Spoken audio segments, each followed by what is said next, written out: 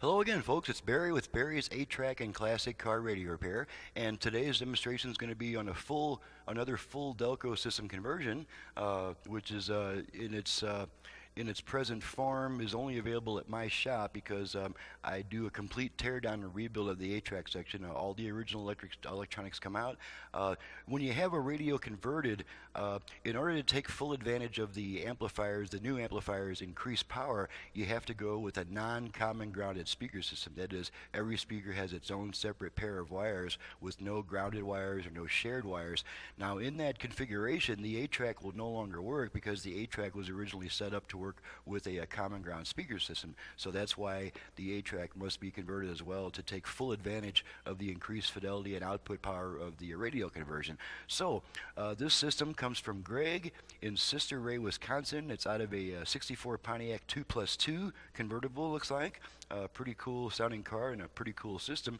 And so I'll just go over a few things here when I do a full Delco system conversion. As I mentioned before, all the original 8-track electronics come out, and all that's left, of course, we get rid of that 8-pin connector since that forces the common ground. But let's see if we can dim the iris a little bit so you can see what I do here. So now we have a pair of jacks. That's your tape output. And since the 8-track uses up the radio's aux input, I also provide a separate aux input on the 8-track. And anytime there is not a tape inserted in the 8-track, the aux input will send the signal straight to the radio. And then that way you don't lose your aux input just because there's an 8-track in the system. So we've got our tape out jacks, aux in jacks, and then we have a jack labeled control that I include a special type of cable that will only fit into the control jack because this jack is hot with 12 volts anytime there's a tape inserted. And this when you insert a tape, it tells the radio to switch over to the aux mode. And the reason I include now the radio's aux input will automatically switch over to the aux input anytime there's a signal present at the jacks. But when using the aux input, there's a 20-second delay. After you use the aux input and the signal is removed, there's a 20-second delay before the radio comes back on by itself, and that's because of a Vox circuit that holds onto that signal longer than necessary, so it's not constantly switching back and forth between songs and during quiet music passages. So that's the purpose of the separate control jack. It's not necessary to hook this up, but it results in the radio coming back on immediately when you pull a tape out. So that's why we include that control connector. And so now we'll go to the radio, and the radio is a little bit simpler. It just has the jacks that go to the tape machine. They're labeled tape out, and then of course we have our control jack. And then this is the new 12-wire harness that comes with the radio, and then the other half of the harness, of course, connects to the customer's car wiring. In full instructions are provided, of course. So let's go ahead and assemble this system. Let's see if we can back off of our focus a bit. Give us a little bit more brightness. Let's see, I'm still figuring out how to use this camera system that I installed a couple years ago. Okay, now we're going to whip out my cool little stand, and we're going to put everything on it and hook everything up. Grab my little stand here.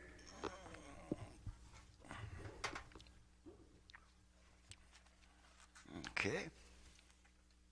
Oh, and on the 8-track also, you do have a hot and a ground wire, red and black, and that connects to your car's electrical system, of course. Wherever you can find a place to put it, it's okay to go ahead and connect that along with the hot wire from the radio's new harness. Okay, so we're going to set these things on a stand. Now the customer did not include the dial lamp with this radio, so the orange wire in the new harness is for your dial lighting. If the customer happens to have that dial light, then that just hooks on to this orange wire. Alrighty, so we're going to connect I'm going to connect the control jacks together with that special cable that I include.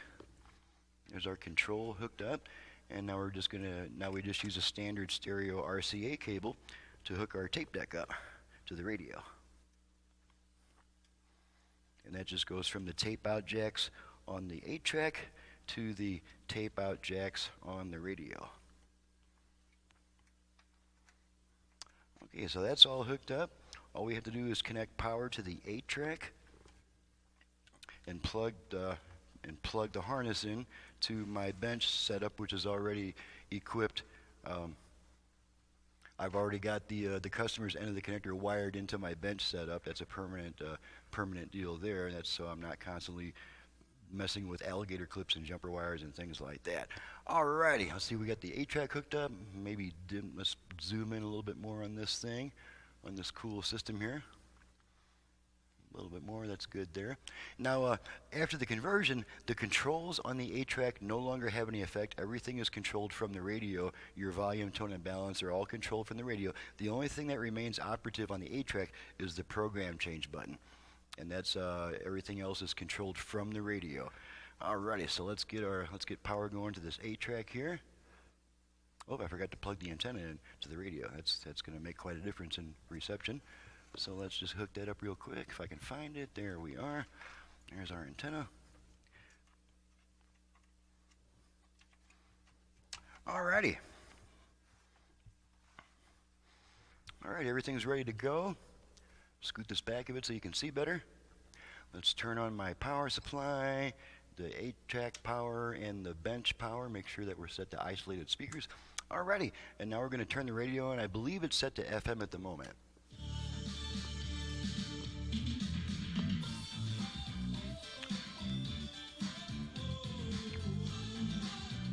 And we'll temporarily zoom in on the radio because we're going to tune across the dial and make sure we get a good 25 or 30 FM stations.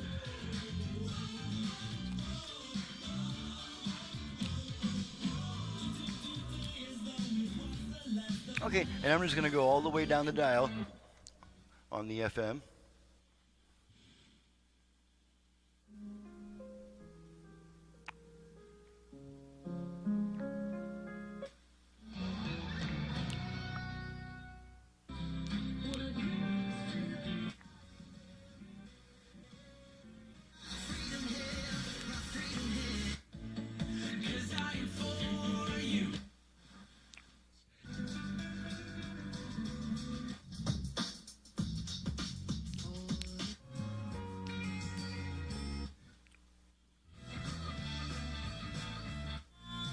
Okay, there's 10 so far.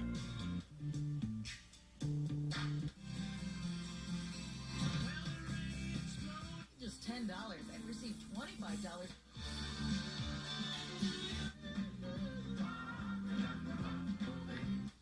Pure classic rock.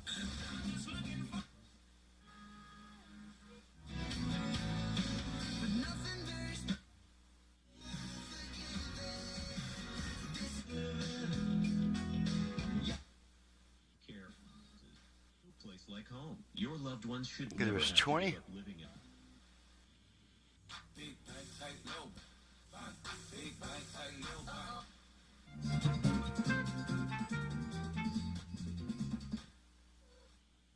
Academy, the leading educational firm. Only $19.99. Presto. There's 25.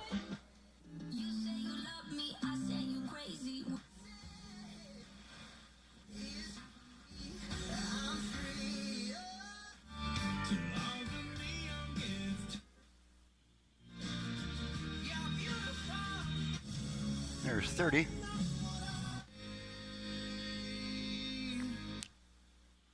Okay, so about 31 FM stations. Let's switch it over to AM, which this radio is originally an AM radio, so obviously it does not have an AM-FM switch. So the way that we switch between AM and FM is to turn the unit off and then right back on within about a half a second. So here we go. Off, on. Okay, now you're hearing the familiar AM interference. Should be something happening around 1400. And I've got great news. For many years, I have been helping our community with creative. Okay, and then we pick up one more around 1100.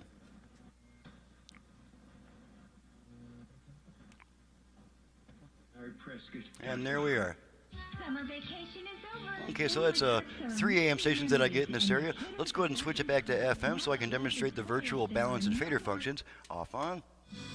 And incidentally, if the radio is left off for more than about 2 seconds, it will resume the function you were last using. So if you turn it off while it's set to FM, go in the grocery store for a gallon of milk, you come back out, it'll still be on FM when you turn it back on. So now I'm going to demonstrate the virtual balance and fader functions. This radio was originally a mono radio, so it did not have a fader or a balance adjustment. So we've got both now. Since this is a 4-speaker system now, we can use the tone control to adjust the balance and the fader. So I'm going to activate the front rear fader. We do that by rotating our tone control twice to the right. So I'm going to go ahead and back this off to where I've got room to rotate it to the right, and we're going to rotate it twice to the right. Here we go. You know what? Let's switch to our output level meters so we can see the results of our adjustments. And there we are. Okay. Okay, going to turn our tone control twice to the right to activate the virtual front rear fader. Here we go. Okay, 4 beeps let you know that you can now use this tone control to adjust your front rear speaker balance. There's front only, rear only, front, rear. Okay, I'm going to balance the speakers out, and I'm going to take my hand off the control. And you'll hear that one beep letting you know that setting has been saved, and this is once again just the tone control. Okay, now we're going to activate the left-right balance control. Same procedure, except we turn our tone control twice to the left to activate it. So here we go. Okay, there's our 4 beeps. Okay, and now this tone control is adjusting our left-right balance. Right only, left only, right only, left, right. Okay, I'm going to center the speakers, take my hand off the control, wait about 1 second. There's our beep letting us know that the setting has been saved. We can once again return our tone control to how we like it to sound, which for most people is going to be all the way up. Okay, now we're going to demonstrate the 8-track function. And one thing about the way that I modify an 8-track, it's got a heck of a lot more output and a heck of a lot more treble than it originally had. So it's a good idea to back down your volume before you pop a tape in there. So let's we got some Anne Murray, I believe, if I can find her. Where'd you go, babe? There's Anne. Okay, we've got some Anne Murray. We don't need the output level meters anymore. So let's go back to our original view. We're going to zoom out so that we can see the 8-track. Alrighty. Okay, we're still creeping in on the zoom a little bit. Let's see if I can find the right control to fix that. Okay, now we're going to pop Anne Murray in.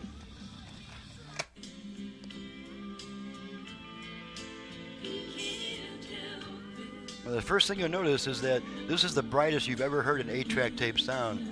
It's got some nice shimmering treble.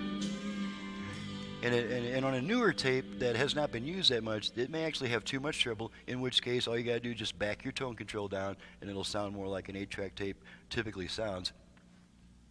Wait for this to change songs. Here we are. Okay, going to switch tracks a bunch of times.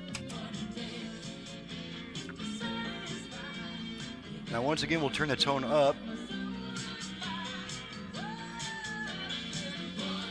Nice, crisp, and bright. Maybe even a little bit shrill. So we'll turn our tone control back down. Okay, program change again a few more times.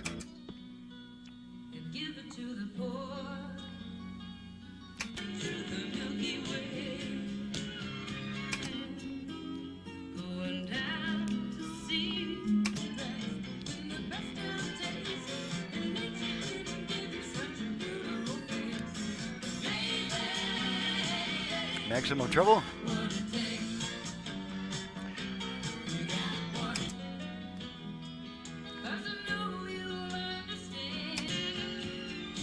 Okay, now because we've got our control cable hooked up between the radio and 8-track, when we pull the tape out, the radio should come right back on. Okay, and there's our radio coming right back on. Now we're going to test our aux input and make sure that still works. And this is just a quick tone that I feed into it to give it a little bit of audio to make it switch. So we'll just make sure that switches over and we hear the beep through the speaker. Okay, there's the one speaker. And if I can find the other jack, it's kind of at a crazy angle in relation to where I'm sitting. Okay, I think I used the same jack. Let's try. Yeah, I did use the same jack, so let's try the other one. Make sure that we get our tone through both speakers. And as I mentioned before, after using the aux input without the 8-track, there is a 20-second delay before the radio comes back on because of that Vox circuit. If you don't like the delay, just turn the radio off, turn it right back on, and the delay is immediately canceled and the radio starts working again. But I do like to make sure that a radio comes back on, which should be a few more seconds. And there we are. Okay, and that's our radio. And so everything's complete. All functions have been fully tested. She's ready to go back to the customer. I'm ready to get on to the next job or maybe have some lunch. And let me see if I can find my face again. This is Barry with Barry's 8-track and classic car radio repair, and you've just seen what I can do with your complete Delco system. And I call it the complete Delco system conversion because most radio 8-track, most radios with a separate 8-track player are in GM cars, but Chrysler did make a few as well, so it applies to Chrysler, and it also applies to Fords that have a separate radio and 8-track unit. But since most of these combinations come in out of GM cars, I just call it the Delco system conversion. I should actually call it the full system conversion. But at any rate, you've seen what I can do to it. My number, if you need to reach me for repairs or for upgrades and conversions, is my number is 928-533-9666. This customer did not opt for the Bluetooth or USB functions, but I can add those on top of a conversion job. And of course, you've got your aux input, which really sounds fantastic through the converted system. So my website is in the description below. Thank you so much for watching and listening, and we'll see you next time.